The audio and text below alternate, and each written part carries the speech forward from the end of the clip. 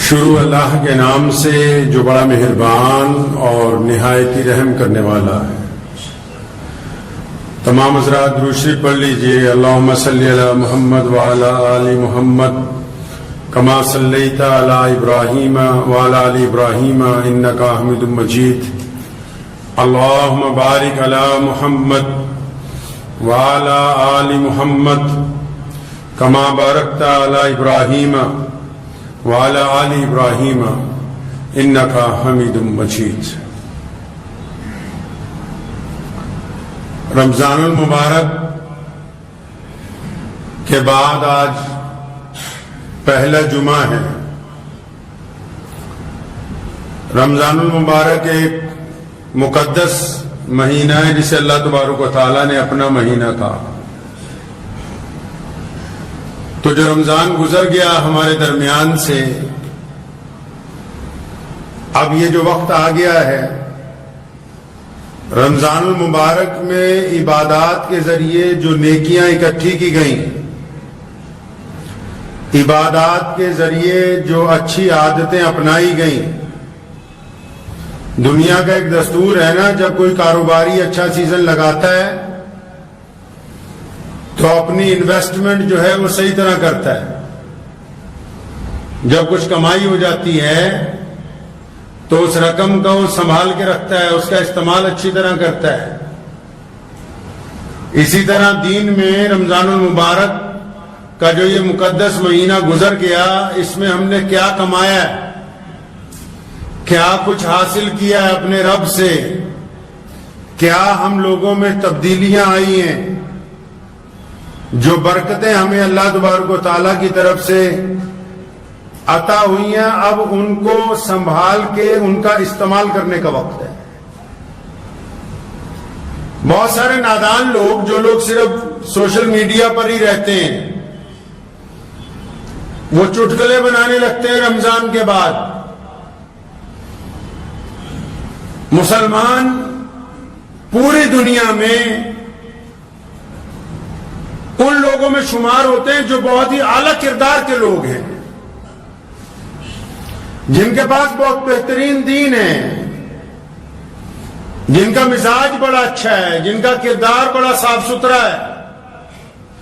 گرچہ تمام انگلیاں برابر نہیں ہوتی، لیکن اکثریت ایسے لوگوں کی ہے مسلمانوں میں جو ایمانداری کو اپنا شیوا رکھتے ہیں۔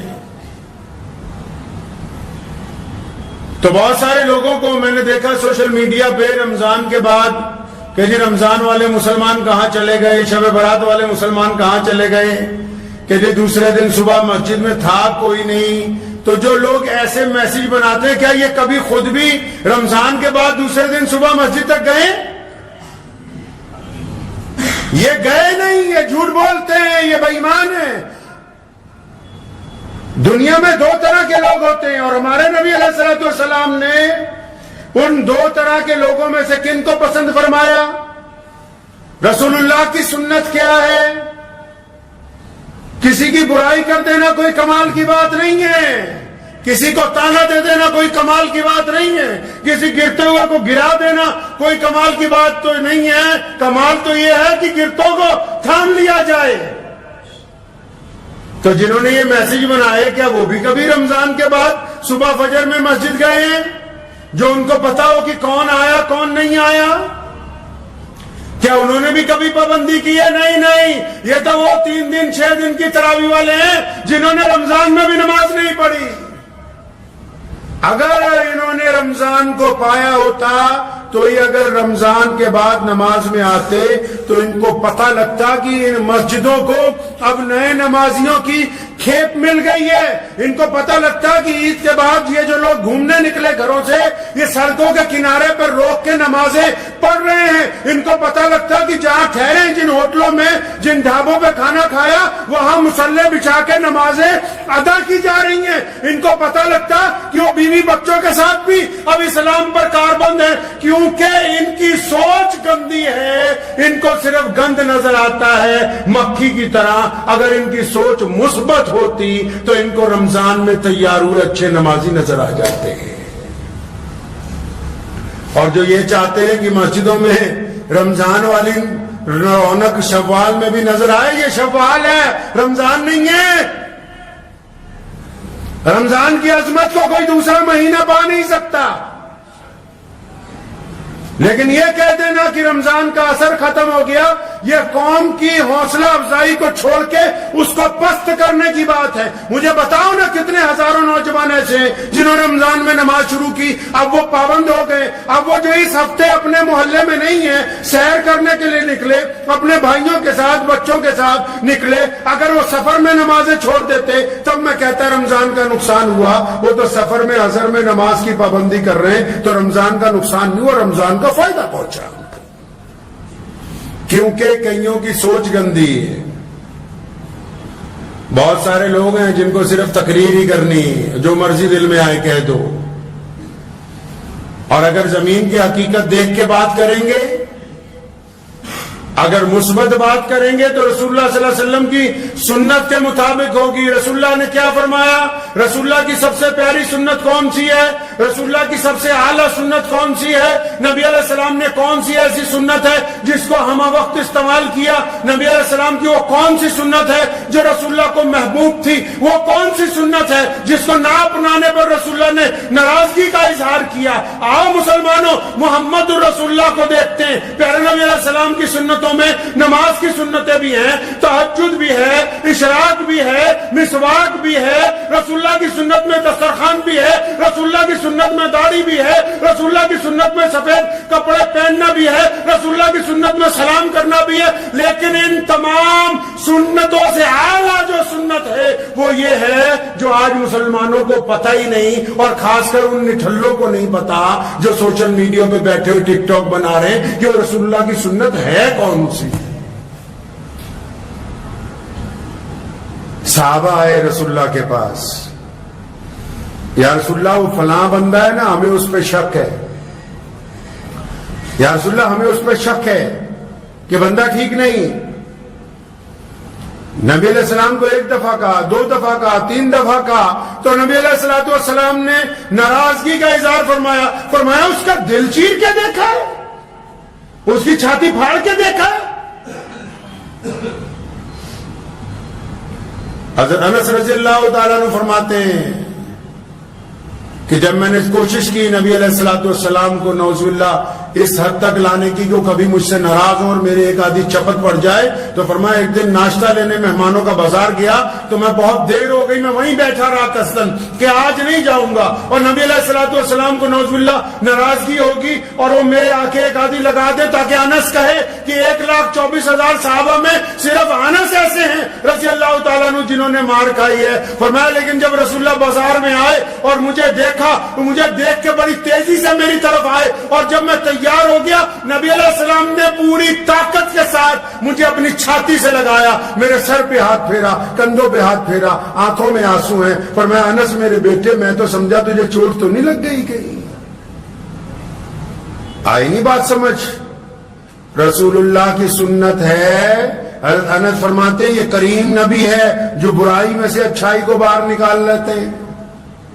رسول اللہ کی سنت ہے پازیٹو سوچنا، رسول اللہ کی سنت ہے مثبت سوچنا، رسول اللہ کی سنت ہے اچھا سوچنا، رسول اللہ کی سنت ہے بدترین حالات میں اچھے خیالات رکھنا، رسول اللہ کی سنت ہے پریشانی میں اللہ کی مدد پر یقین رکھنا، رسول اللہ کی سنت ہے کہ دوسروں کو گرتے ہو کو اٹھا دینا، رسول اللہ کی سنت ہے برائی کی جگہ اچھائی بیان کرنا.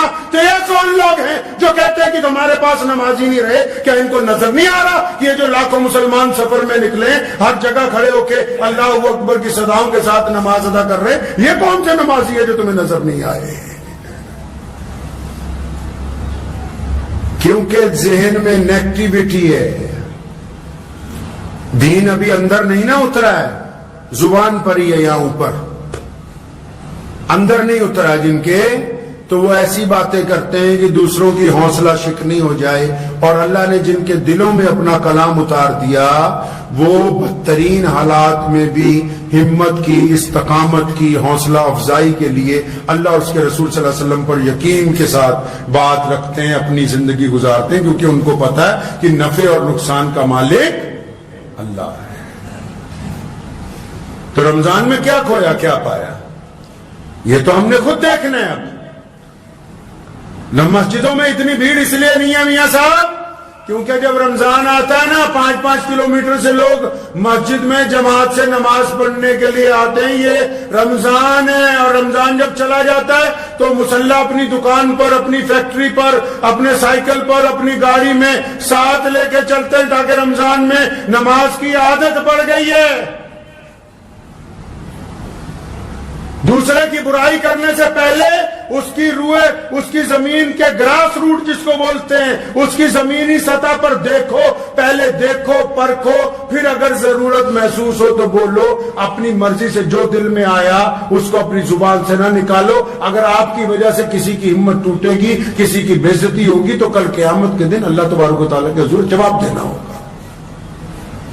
لائسنس نہیں دے دیا اللہ تعالیٰ نے کہ جس کی مرضی چاہو بے عزتی کرتے پھرو. کوئی ٹھیکہ نہیں مل گیا ہے جو لوگ مسجدوں میں نماز پڑھتے ہیں ان کو بھی کہ جو آئے اس کی بے عزتی کر دو. کوئی اللہ تعالیٰ نے اتھارٹی نہیں دی ہے ان کو. مسجد میں ممبر بنایا, اس پہ ایک امام کی ذمہ داری لگائی تاکہ وہ جمعے کو بیٹھ کے ان سے بات کرے اللہ اور اس کے رسول کے حکم کے مطابق. ان کے ہاتھ میں نہیں قلم دان پکڑا دیا کہ جب جس چوک پہ, چوراہے پہ, گلی میں, محلے میں 20 لوگوں کے درمیان جس کی چاہے نہیں. اگر آپ اصلاحی کرنا چاہتے ہیں تو جائیے, اس کے ساتھ دوستی کیجئے, سلام دعا کیجئے, کہیں جائیے, کہیں بیٹھیے, تنہائی میں 2 باتیں اللہ اور اس کے رسول کے کیجئے. وہ طریقہ محمد رسول اللہ صلی اللہ علیہ وسلم نے عطا فرمایا ہے. تو ہمیشہ اس بات کو یاد رکھیں کہ رمضان میں کیا کھویا کیا پایا یہ کوئی مولوی نہیں بتا سکتا ہے. یہ وہی بتا سکتا ہے جس نے رمضان میں کچھ پایا ہے, کیونکہ جس نے کچھ پایا کھوئے گا تو وہی نا, دوسرا آدمی کیا کھو سکتا ہے. تو دوسروں کی ہمت افزائی کریں. اللہ تبارک و تعالیٰ کو توبہ کرنے والے لوگ, اللہ تبارک و تعالیٰ کو معافی مانگنے والے لوگ پسند ہیں. حدیث میں آتا ہے, نبی علیہ الصلوۃ والسلام نے فرمایا, حدیث میں مفہوم ہے حدیث کا, میں آپ کو مختصر میں سمجھاتا ہوں کہ آپ صلی اللہ علیہ وسلم نے فرمایا کہ جیسے ایک مسافر صحرا میں چلا گیا, ریگستان میں, اب اس کے پاس ایک اونٹنی ہے, اس اونٹنی پر اس کا کھانا پینا ہے, سامان ہے, پانی ہے, سب کچھ ہے, لیکن راستے میں وہ رکتا ہے ایک درخت کے پاس اور آرام کرنے کے لیے لیٹتا ہے. اونٹنی کو جس ٹہنی سے باندھتا ہے وہ ٹوٹ جاتی ہے اور اونٹنی کہیں چلی جاتی ہے. جب اس کی آنکھ کھلتی ہے پریشان ہو جاتا ہے, کیوں؟ ریگستان میں کوئی سہارا نہیں ہے, کوئی سہارا نہیں, ادھر ادھر بھاگتا ہے, چیختا ہے, چلاتا ہے, کوئی مدد کے لیے نہیں آ سکتا. تھک ہار کے جب گلا بھی سوکھ جاتا ہے پھر ایک درخت کے نیچے بیٹھ جاتا ہے اور دل میں سوچتا ہے کہ اب تو موت ہی آئے گی, اس کے علاوہ تو کوئی نہیں مجھے بچا سکتا. تو لیکن جب اس درخت کے نیچے بیٹھے بیٹھے اونگنے لگتا ہے تو اچانک اونٹنی کی آواز سنتا ہے, دیکھتا ہے کہ اس کی اونٹنی گھوم پھر کے پھر اسی کے سامنے کھڑی آ کے. فرمایا صحابہ سے اندازہ لگاؤ اس کو کتنی خوشی ہوئی ہوگی, اس بندے کو اب کتنی خوشی ہوئی ہوگی کہ جس کو چند لمحے پہلے یہ تھا کہ اس ریگستان سے تو نکلا نہیں جا سکتا, نہ پانی ہے, نہ کھانا ہے, سواری بھی چلی گئی. صحابہ نے کہا یا رسول اللہ یہ تو اتنی زیادہ خوشی کی بات ہے کہ جس کے ساتھ یہ حادثہ گزرا وہی بتا سکتا ہے. فرمایا بس اللہ تبارک و تعالیٰ اپنے بندے کی طرف سے جب بندہ توبہ کرتا ہے نا, اللہ تبارک و تعالیٰ ایسی خوشی محسوس کرتے ہیں کہ میرے بندے نے میری طرف رجوع کیا, بندہ میرا معافی مانگنے کے لیے آیا ہے. اور پھر ایک بار نہیں, گنہگار جب معافی مانگتا ہے فرشتے کہتے ہیں اللہ آج پھنس گیا اس لیے معافی مانگ رہا ہے. حکم ہوتا ہے کوئی بات نہیں, پھر کیا ہوا, پھنسنے کے بعد بھی آیا تو صحیح. فرشتے کہتے ہیں یا اللہ پھر خطرہ دوبارہ گناہ کرے گا, فرمایا کوئی بات نہیں معاف کرو. نبی علیہ السلام نے فرمایا کیا کرو, 70 مرتبہ بھی جاتا ہے معافی مانگنے کے لیے تو اللہ تعالیٰ معاف فرماتے ہیں. یہ رمضان کا مہینہ گزرنے کے بعد اب یہ جو شوال آ گیا, اب جب لوگ اپنے اپنے گھروں کو سفر سے واپس پہنچیں گے تو بس اب یہ وقت ہے اپنی نیکیوں کو سنبھال کے استعمال کرنے کا. ان کو ضائع نہیں کرنا, ان نیکیوں کو جو رمضان میں کمائی ہے. رمضان میں جو اللہ نے آپ کو صلہ رحمی عطا کی, رمضان میں اللہ نے جو آپ کے دل میں محبت ڈالی, رمضان میں اللہ نے جو آپ کو نمازی بنایا, رمضان میں آپ کی آنکھوں میں جو شرم و حیا آئی ہے, رمضان میں آپ کی زبان نے جو میٹھا بولنا شروع کیا ہے, اب ان نیکیوں کا استعمال آنے والے رمضان تک کرنا ہے انشاءاللہ تعالی. کریں گے انشاءاللہ تعالی. ہاں, اور بالکل ذہن میں کبھی یہ بات نہ لائیے گا کبھی یہ ذہن میں بات نہ لائیے کہ فلاں جگہ گئے. اول تو جو جاتے ہی نہیں نماز پڑھنے رمضان میں بھی نہیں جاتے, ان کو پتہ ہی نہیں ہوگا کہ مسجد میں ہوتا کیا ہے. تو ہمیشہ یاد رکھیں کہ اب جو جن محلوں کی مسجدوں میں اگر جو نمازی کم ہیں وہ سارے پوری جگہ گھوم رہے ہیں, کوئی پہاڑوں میں گھوم رہا ہے, کوئی رشتہ داروں کے یہاں گھوم رہا ہے. اب ظاہر سی بات ہے جو بندہ سیر کرنے گیا ہے, لیکن گھومنے والوں سے ایک گلہ ہے مجھے, وہ بھی سنتے جائے. جتنے بھی گھومنے والے ہیں گھومیے, کوئی منع نہیں کیا آپ کو تفریح سے, لیکن بہترین بندہ وہ ہے جو اپنے اہل و عیال کو وقت دے. میرے والد صاحب شیخ اسلام مولانا حبیب الرحمان لدھیانوی رحمۃ اللہ علیہ کا قاعدہ تھا, عید کے بعد کہیں جاتے نہیں تھے, اول ہم لوگوں کے ساتھ کہتے تھے یار بچوں کے ساتھ وقت گزارنا ہے, اپنی بیوی کے ساتھ, بچوں کے ساتھ. اور میں دیکھتا ہوں گھومنے والوں کو, پرسوں بھی ایک لوگ آئے میرے پاس 10-15 لوگ, تو نہ ان کی بیویاں ساتھ میں نہ بچے ساتھ میں. ان کا حق نہیں تم پر, تو ان کا کوئی حق نہیں. جنہوں نے سارے رمضان سحریاں افطاریاں بنا بنا کے تمہیں بھی کھلائیں, تمہارے مہمانوں کو بھی کھلائیں, کوئی حق نہیں ان کا. اللہ کے نبی علیہ السلام جب سفر میں جاتے تھے کوئی نہ کوئی ہماری ماں ام المومنین ساتھ میں ہوتی تھی. سفر تو سفر, جب جنگ پہ بھی جاتے تھے صحابہ کرام رضی اللہ تعالی اجمعین کی ازواج مطہرات جو ہوتی ساتھ میں ہوتی تھی, بس چل پڑے. اس میں بھی تو سنت پتہ ہونی چاہیے کہ رسول اللہ کی کون سی سنت ہے. نبی علیہ السلام کیا چاہتے ہیں؟ حقوق العباد میں پوچھ ہوگی اللہ تبارک و تعالیٰ کی. یہاں اللہ تعالیٰ پوچھیں گے پھر, اور بات یہیں سے شروع ہونی ہے. بات مرنے کے بعد کوئی باہر چوراہوں سے نہیں شروع ہونی, مدرسوں کے دیے ہوئے چندوں سے بات نہیں شروع ہوگی, بنائی گئی مسجدوں کے میناروں سے بات نہیں شروع ہونے والی. حضرت عمر رضی اللہ تعالیٰ عنہ کا جب آخری وقت آیا, ضعیف ہو گئے, ایک دن اپنے گھر والوں کو اکٹھا کیا, فرمایا سارے راضی ہو؟ سب نے کہا ہم راضی ہیں. حضرت کی زوجہ نے کہا نہیں, میں تم سے راضی نہیں ہوں. پڑھیے روایتیں اٹھا کے, فرمایا میں نہیں راضی تیرے سے. سارا وقت ہی لوگوں کو دے دیا, سارا وقت ہی مسلمانوں کی خدمت میں, سارا وقت ہی امت کی رہنمائی میں, سارا وقت ہی یاروں میں دوستوں میں, میں تو نہیں راضی. حضرت عمر رضی اللہ تعالیٰ عنہ کو بڑی فکر ہوئی. پڑھیں, عبداللہ ابن عمر رضی اللہ تعالیٰ عنہ بھی موجود ہیں وہاں, ان کے ساتھ ساتھ ہیں. عمر رضی اللہ تعالیٰ عنہ نے آخر منت کر کے جب تک اپنی زوجہ کو راضی نہیں کر لیا, اور پھر وہ جب تک خوش نہیں ہو گئی, اور فرمایا کہ چل میں اللہ واسطے اب تجھ سے راضی ہوں, کیونکہ محمد رسول اللہ صلی اللہ علیہ وسلم کو آپ سے بڑی محبت تھی. تو وہ لوگ بھی اس بات کے اوپر ذہن نشین کر لیں. الحمدللہ جائیے پوری دنیا میں گھومیے, لیکن جن کا آپ پر حق ہے اگر ان کو چھوڑ کے جا رہے ہیں تو اللہ کے نزدیک کل کو یہ بھی پوچھ ہونے والی ہے کہ حقداروں کو حق تو دیا نہیں, خود ہی مزے کرتے رہے دنیا میں. تو دعا کیجئے کہ یہ جو اب شوال شروع ہو گیا ہے, پورے ملک میں مدرسوں میں داخلے بھی شروع ہو گئے, بچے بھی پڑھنے کے لیے جائیں گے, تو کوشش یہ کرنی ہے کہ یہ جو نیکیوں کی گٹھری ہم نے بنا لی ہے نا, یہ جو نیکیوں کی گٹھری ہمارے پاس آ گئی ہے, حدیث میں آتا ہے قیامت والے دن ایک بندہ آئے گا, اس کے پاس اتنی نیکیاں ہوں گی, اتنا بیلنس ہوگا, آپ دنیا کے حساب سے سمجھ لیں اس کے پاس کروڑوں روپے ہوں گے. نیکیاں بھی ایسے ہی ہیں پیسوں کی طرح. لیکن جب نبی علیہ السلام نے فرمایا جب وہ آئے گا اللہ تعالیٰ کی جو حساب کتاب شروع ہوگا تو مفلس ہو جائے گا. حدیث میں آتا ہے کہ تمہیں پتا ہے کہ مفلس کون ہوگا بندہ, ایسا بندہ کون ہوگا؟ محتاج. صحابہ نے کہا وہ جس کے پاس درہم دینار نہیں. فرمایا نہیں, قیامت والے دن ایک بندہ آنا اللہ کے حضور جس کے پاس درجنوں حج, جس کے پاس کئی درجن عمرے, جس کے پاس کروڑوں کی زکات, صدقات, خیراتیں, جس کے پاس میاں بیوی کی محبت, بچوں کے حقوق, مسجدوں کی تعمیر, مدرسوں کی مدد, باجماعت نمازیں, تہجدیں, اشراق, سارا کچھ ہوگا. جب حساب کتاب شروع ہوگا نا تو ایک طرف سے چند لوگ آئیں گے, یا اللہ ہم تو اس کے نوکری کرتے تھے, اس نے فلاں مہینے میں زبردستی میری تنخواہ ماری تھی. اللہ فرمائیں گے فرشتوں کو اچھا اتنی نیکی ان کو تو فارغ کرو. وہ چلا جائے گا, دوسرا آ جائے گا, یا اللہ یہ اتنا رئیس تھا، میں بڑا غریب تھا، میری کئی بار بےعزتی کی، اس کے دروازے پہ گیا، پھر حکم ہوگا اتنا نے کیا، اس کو تو اس کو فارغ کرو، وہ چلا جائے گا، تیسرا آ جائے گا کہ اللہ ہماری تو تحقیر بڑی کرتا تھا یہ،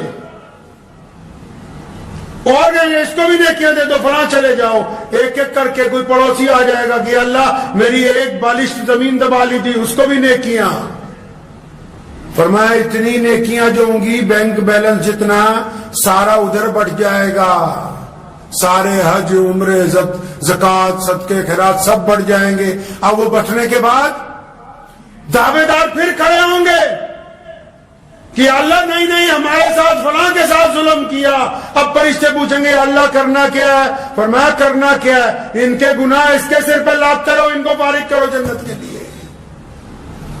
مفلس ہوگا وہ بندہ، نیکیوں کے انبار لے کے آئے گا اور وہ ان کو دے دیے جائیں گے جن کے حق مارے ہوئے ہوں گے، اس کے باوجود حقداروں کا حق ختم نہیں ہوگا، پھر ان کے گناہ اس کے سر پر لادے جائیں گے اور پھر یہ گناہوں کو لے کے جہنم کی طرف اس کا جانا ہوگا۔ اس لیے اس بات کو ذہن نشین کر لیں کہ رمضان میں جو نیکیاں کمائی ہیں کسی کو گالی دے کے ضائع نہیں کرنی، کسی کا دل دکھا کے ضائع نہیں کرنی، کسی کا حق مار کے ضائع نہیں کرنی، کسی سے زنا کا ارادہ کر کے ضائع نہیں کرنی، کوئی نشہ کر کے ضائع نہیں کرنی، اپنے بھائی کا حق مار کے ضائع نہیں کرنی، کسی کی چغلی کر کے ضائع نہیں کرنی، کسی کی غیبت کر کے ضائع نہیں کرنی۔ رمضان کی نیکیوں کو بڑی احتیاط سے چلانا ہے تاکہ ہم اگلا رمضان اللہ کے حکم سے پا لیں۔ دعا کیجئے کہ اللہ تعالیٰ مجھے بھی آپ سب کو اس پہ عمل کی توفیق عطا فرمائے۔ وآخر دعوانا ان الحمدللہ رب العالمین۔ مجھے امید ہے